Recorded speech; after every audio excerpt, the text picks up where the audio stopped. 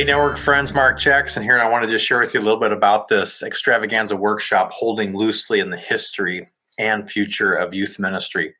Well, first of all, I'm a big history buff. I love knowing where things came from, how things came to be, how did we get to where we are today from where we were before.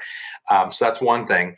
And then on the other hand, I hear a lot of people in youth ministry today just asking, what the heck is going on? What's going on? Global pandemic, environmental concerns, political climate, Black Lives Matter, and kind of a awakening of the social, racial injustices, which have largely been here all along. Me Too movement, lots of things like that.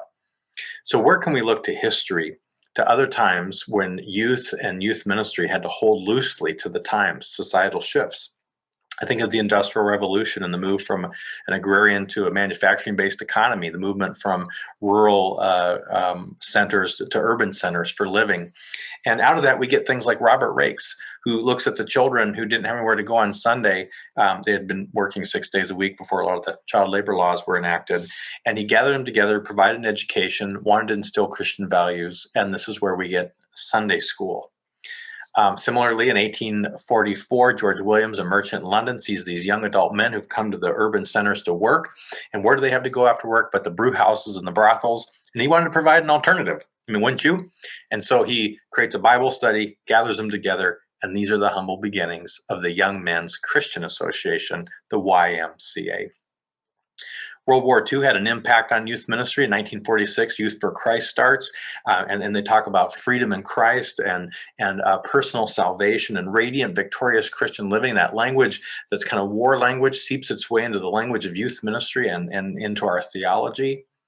The 1960s, the civil rights movement, where racism had largely been institutionalized because it was legal, where now it's not so much in a lot of ways. But it didn't go away. And young people had to wrestle with what do we do with race and segregation and justice issues. And the Luther League at their 1961 convention invited Dr. Martin Luther King Jr. To start this conversation. And young people were probably in a lot of ways ahead of the rest of the church in this regard. So we can see in a lot of places in our history that we've had to hold loosely based on the times and the context.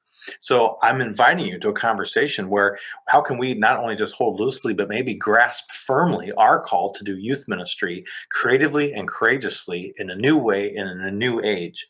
I don't have all the answers. I don't have solutions.